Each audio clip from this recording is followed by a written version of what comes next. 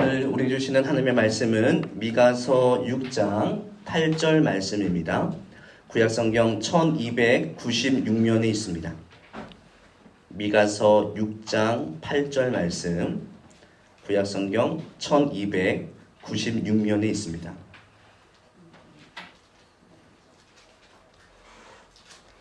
미가서 6장 8절 말씀, 우리 한 절 말씀이므로 우리 한 목소리로 합독하도록 하겠습니다. 8절입니다. 사람아, 주께서 선한 것이 무엇임을 내게 보이셨나니 여호와께서 내게 구하시는 것은 오직 정의를 행하며 인자를 사랑하며 겸손하게 내 하나님과 함께 행하는 것이 아니냐. 아멘. 할렐루야. 우리 자유 성도들 한번 이렇게 인사하겠습니다. 하나님께서 당신을 사랑하십니다. 이렇게 인사하겠습니다. 하나님께서 당신을 사랑하십니다. 네, 당신을 사랑하십니다. 네, 그렇게 인사했습니다. 자, 오늘 날씨가 너무 더워서요, 그죠? 고생 많이 하셨죠? 네, 하지만 이 시간 하나님께서 우리를 불러주시고 또 하나님 말씀 앞에 서게 하셨는데 하나님의 놀라우신 은혜가 이 자리 가운데 넘쳐나는 역사가 나타나기를 주님의 이름으로 간절히 축복합니다. 여러분, 우리 계속해서 우리 솔리문답, 웨스트민스터 솔리문답 계속해서 공부하고 있는데요. 여러분 총 몇 문답이 있는지 기억나시나요? 웨스트민스터 솔리문답이 총, 네, 우리 주일학교시라면 이거 맞추시면 바로 제가 상점을 드리는데, 네, 솔리문답이 총 107문답으로 되어 있습니다. 웨스트민스터 솔리문답은 107문답이고요. 전반부로 말씀드렸던 것은 1번부터 38번까지이고 이것은 바로 사람이 하나님에 대해서 알 것들에 대한 내용이 전반부의 내용이었습니다. 그래서 하나님께서 어떤 분이신지, 그리고 하나님께서 어떤 일을 행하셨는지, 그리고 우리 인간이 또 어떤 모습으로 타락했는지, 우리를 어떻게 구원하셨는지, 이런 이 전반부의 내용을 우리가 함께 공부를 하였고, 오늘은 이 후반부의 시작인데요. 후반부의 내용은 바로 잘 기억하시기 바랍니다. 하나님이 사람에게 요구하시는 의무를 후반부에서 다루게 됩니다. 지금까지는 사람이 하나님에 대해서 알 것들에 대한 내용을 다뤘고, 그 하나님께서 어떤 분이신지 알게 된 이후로 우리에게 이제 하나님께서 요구하시는 것이 있다라는 그 내용을 함께 살펴볼 것입니다. 여러분, 크게는요, 이 후반부의 내용 크게는 이 십계명에 대한 내용을 다루고요. 그리고 우리가 잘 알고 있는 은혜의 수단이지요. 말씀과 성례와 기도에 대한 내용을 함축하고 있습니다. 그리고 가장 마지막 부분은 예전에 저희가 수요기도회 때 공부했던 내용인데 바로 주기도문에 대한 내용이 웨스트민스터 후반부 마지막을 장식을 합니다. 하나님께서 우리가 하나님께 영광 돌리고 그를 영원토록 즐거워하도록 하나님이 누구신지, 그리고 하나님의 뜻이 어떤 내용을 가지고 있는지를 우리에게 나타내 주셨습니다. 그리고 이제는 그 계시된 뜻에 따라 우리가 순종할 것을 하나님께서 요구하고 계시는 것입니다. 자, 그렇다면 제가 질문 드려보겠습니다. 그렇다면 그 계시된 뜻이 무엇일까요? 무엇을 순종해야 할까요? 그리고 하나님께서 계시하신 그 뜻을 알기 위해서는 우리가 어떻게 해야 할까요? 이 질문을 한번 지금 한번 대답해 보시길 바랍니다. 하나님의 뜻이 무엇인가? 그것을 알기 위해서는 우리가 어떻게 해야 하는가? 네, 당연히 우리는요, 이 하나님의 뜻은 어디서 발견할 수 있습니까? 네, 성경 66권을 통해서 하나님의 뜻을 발견할 수가 있습니다. 사람이 어떻게 살아야 하는가? 라는 질문의 대답 역시 내 자신 안에서 찾는 것이 아니라, 그리고 이 세상의 좋은 서적을 통해서 찾는 것이 아니라 오직 하나님이 주신 성경 안에 있다라는 것입니다. 그 내용이요, 이 39번 문답에 나타나고 있는데요. 우리 한번 질문을 읽어보겠습니다. 질문 시작. 하나님께서 사람에게 요구하시는 의무는 무엇입니까? 네, 답입니다. 시작. 하나님께서 사람에게 요구하시는 의무는 그가 나타낸 뜻대로 순종하는 것입니다. 여기와 관련된 말씀이에요. 오늘 한번 읽어봤는데 미가서 6장 8절 말씀 우리 다시 한번 읽도록 하겠습니다. 시작. 사람아 주께서 선한 것이 무엇임을 내게 보이셨나니 여호와께서 내게 구하시는 것은 오직 정의를 행하며 인자를 사랑하며 겸손하게 내 하나님과 함께 행하는 것이 아니냐. 아멘. 여러분 여기서 중요한 사실이 있습니다. 여기서 중요한 사실은 빨간 부분이요. 제가 표시를 안 했는데 처음에 보시면 사람아 주께서 선한 것이 무엇임을 내게 보이셨다라는 사실입니다. 바로 하나님께서 우리에게 하나님의 뜻에 합당한 삶을 요구하실 때 너네들이 그냥 알아서 하라고 하지 않으셨다는 거예요.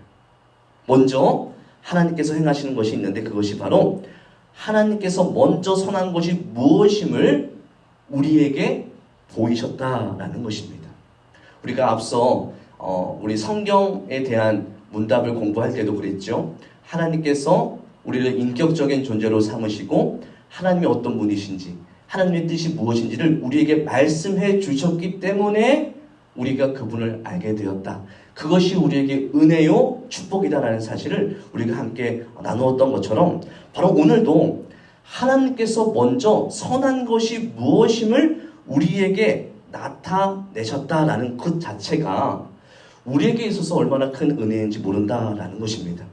그래서 하나님께서 사람에게 요구하시는 그 모습을 보시면 답을 보시면 그가 나타낸 뜻대로 순종하는 거다라고 이 성경 전체의 말씀을 이렇게 웨스트민스터 순리문답이 요약을 하고 있습니다.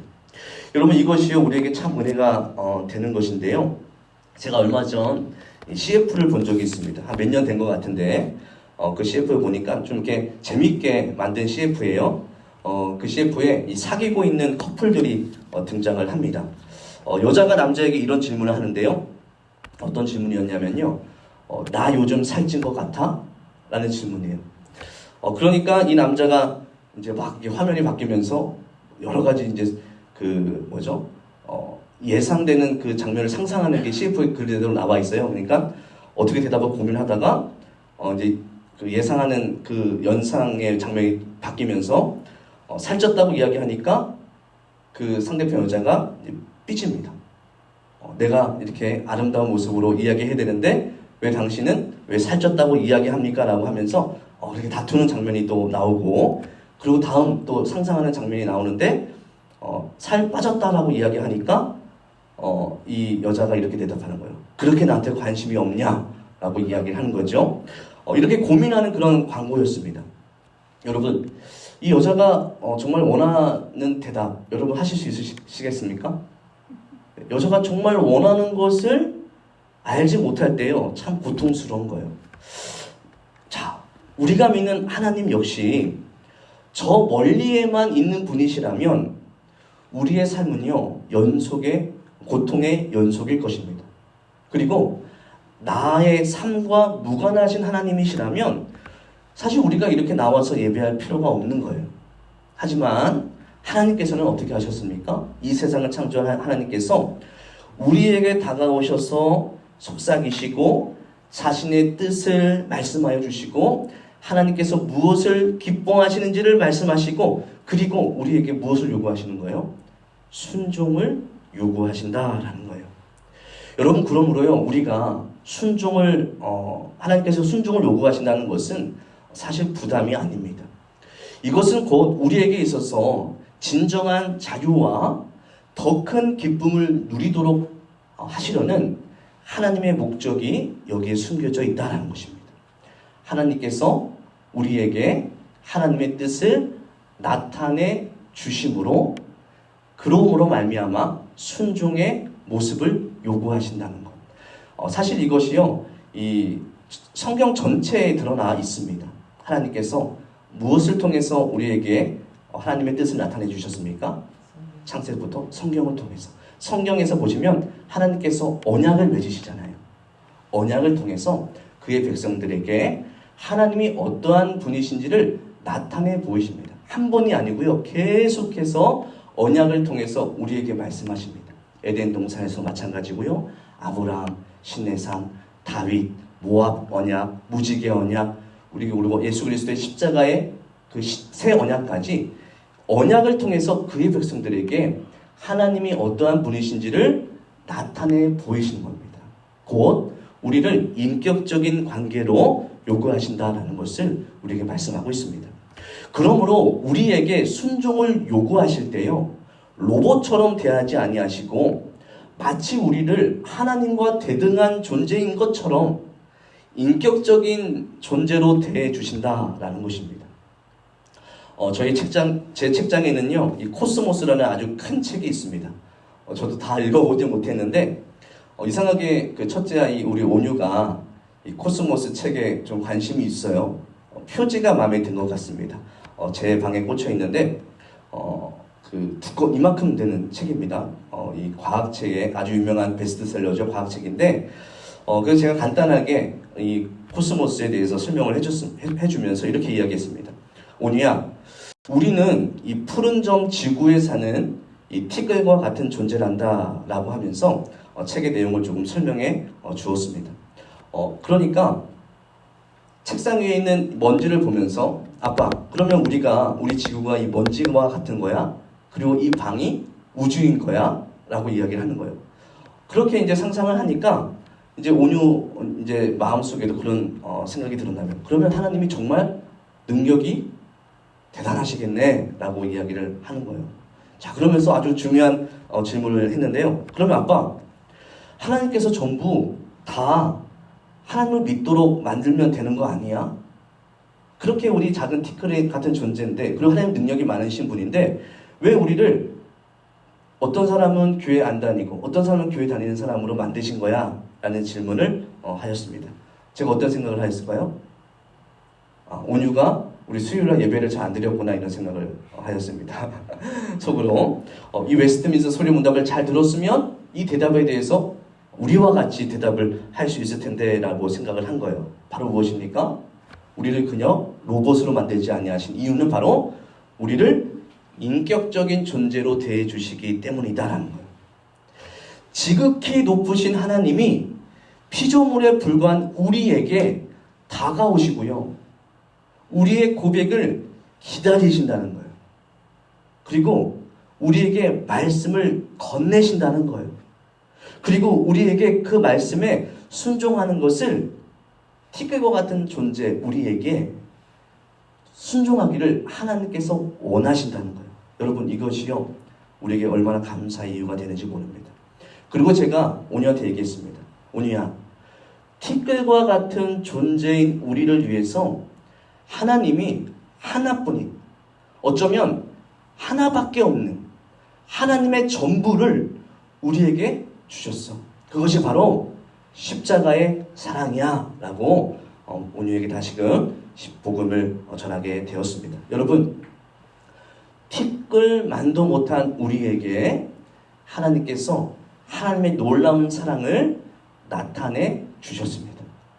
그리고 그분을 믿는 자에게 영원한 생명, 어쩌면 우리가 상상할 수도 없었던 영원히 하나님과 영광의 교제를 나눌 수 있는 존재로 우리를 만들어 주셨다는 사실에 감사하는 저와 여러분 되시기를 주님의 이름으로 간절히 축복합니다.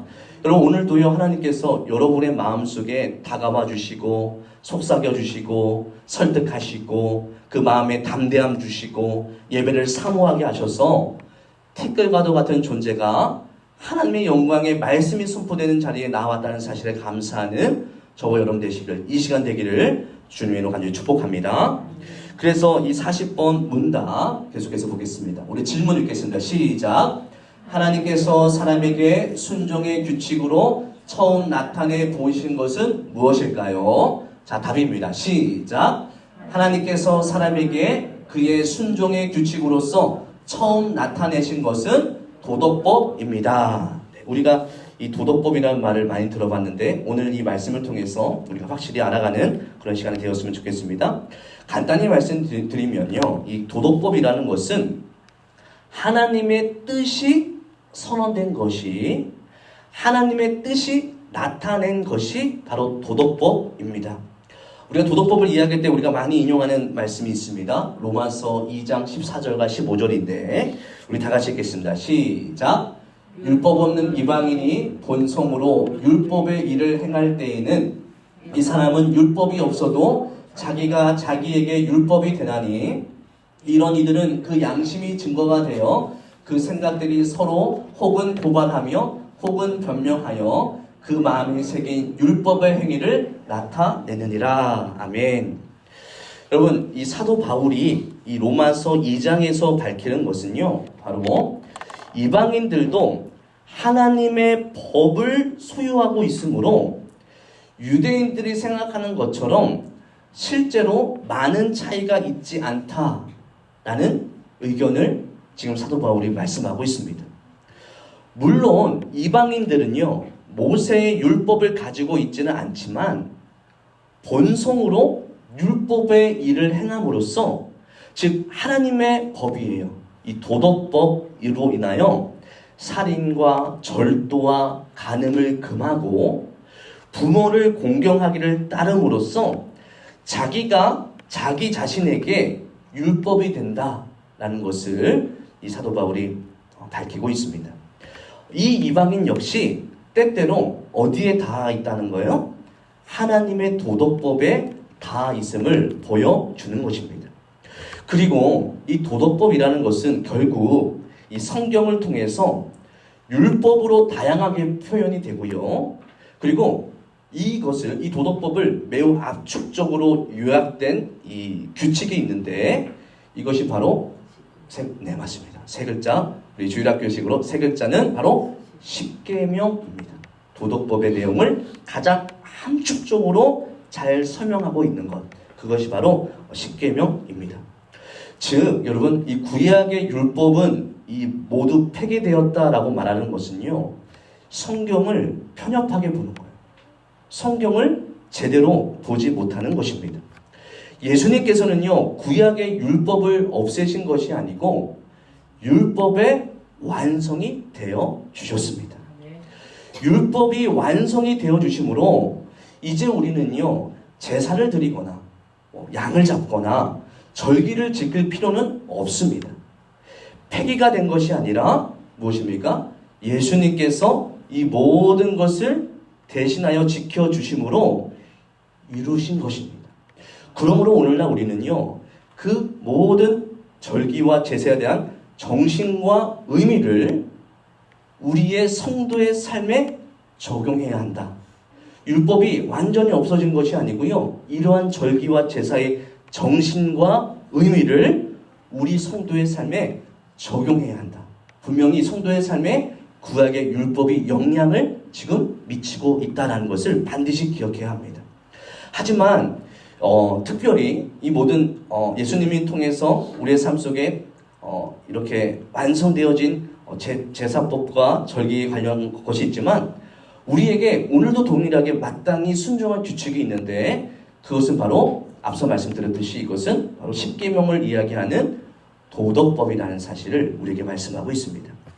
여러분, 그래서요, 우리 개혁주의 신학은요, 이 신학 성경을 이해할 때, 해석할 때, 이 하나님 말씀으로서의 율법과, 한번 잘 들어보시기 바랍니다. 하나님의 말씀으로서의 율법과 유대인들의 율법 전통을 세밀하게 구분을 하였습니다. 다시요. 신약 성경을 해석할 때 우리가 구약의 율법과 이 복음 안에서 우리가 해석을 할 때 이것을 아예 단절시켜서 그냥 율법이 폐기되었다라고 말하는 것이 아니고 우리 개혁주의 신학은요, 하나님 말씀으로서의 율법과 유대인들의 율법 전통을 세밀하게 구분하는 과정을 오늘날까지 하고 있다라는 것입니다. 이것을 크게 이야기하면요, 이 율법을 세 가지로 구분하는 거예요. 첫 번째로 도덕법입니다. 우리가 잘 알고 있는 십계명의 내용들을 담고 있습니다. 두 번째는 시민법이에요. 이 시민법은 하나님께서 이스라엘 백성들의 사회생활을 하기 위해서 주신 법들이에요. 사실 이것은요, 이 도덕법에서 나오는 구체적인 적용이 시민법이다라고 할 수가 있습니다. 사실 우리는 시민법은 지키지 않지요. 하지만 그 정신은, 그 의미는 오늘도 우리에게 우리의 삶에 영향을 미치고 있다는 거예요. 그리고 마지막으로 의식법은 무엇입니까? 제사와 관련된 율법을 의미하고 있습니다.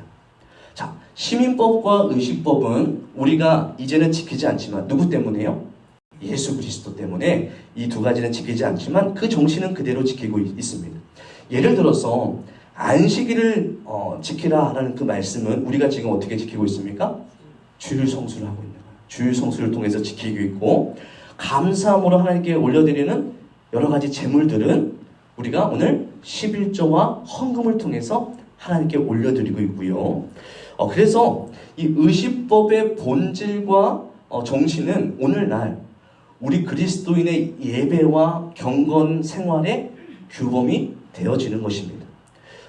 그래서 의식법이라는 것은, 바로 제사와 관련된 것은 결국은 예수님의 십자가를 통해서 완성된 것이고, 그분을 보여주는 이 사인, 예표의 역할을 오늘도 우리에게 하고 있다라는 것입니다. 여러분, 그러므로요, 좀 어려운 이야기를 했지만 예수님께서는 율법을 반대하신 건가요? 아닙니다. 예수님께서는 율법을 반대하신 것이 아니라 이 바리새인들의 거짓말로 인해서 모호해지고 그들의 누룩에 의해서 더럽혀진 율법을 정화시켜 주신 것이고, 다시 이것을 재설명해 주시는 분이 바로 예수님이다라는 것입니다. 그래서 예수님께서 이 도덕법의 핵심 사상, 도덕법은 무엇입니까? 하나님의 뜻이 나타난 거예요. 하나님의 마음이 나타난 이 도덕법의 핵심 사상을 잘 요약해서 우리에게 말씀하고 있는데, 그것이 바로 마태복음 22장 37절부터 40절까지 말씀입니다. 우리 다시 한번 한 목소리로 다 같이 읽겠습니다. 시작.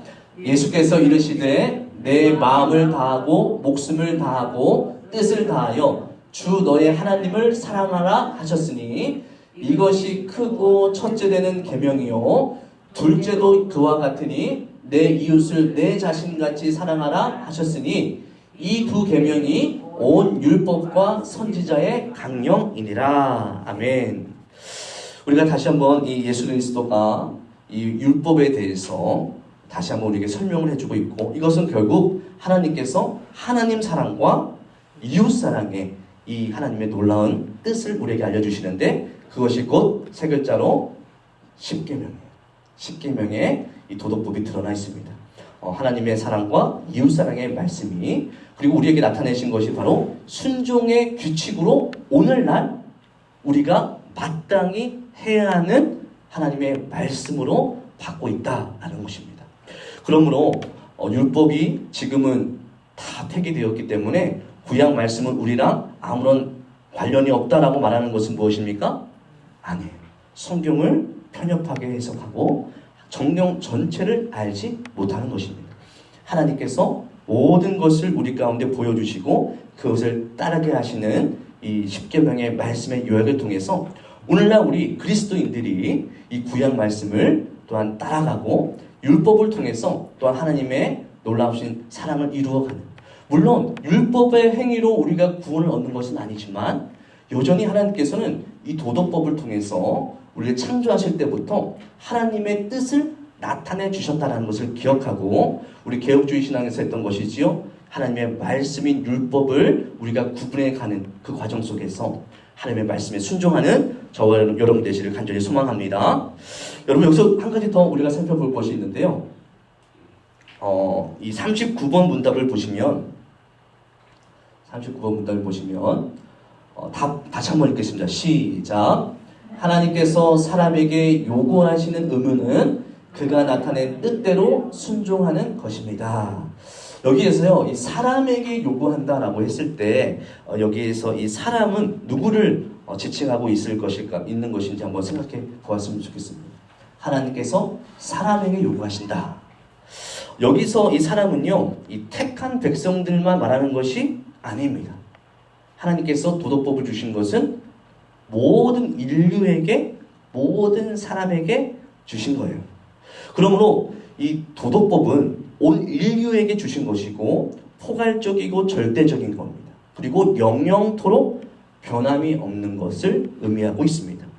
즉, 이 도덕법은 모든 사람에게 분명하게 요구되고 있고 지금도 변함없이 요구되고 있다라는 것입니다.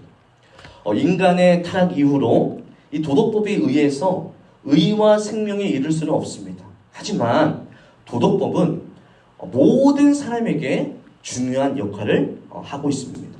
어떤 역할을 할까요? 먼저 모든 사람에게 하나님이 어떤 분이신지를 알려줌과 동시에 그분의 피조물이라면 당연히 하나님의 거룩함에 어울리도록 지켜 행하여야 하는 의무를 알려주고 있는 것입니다.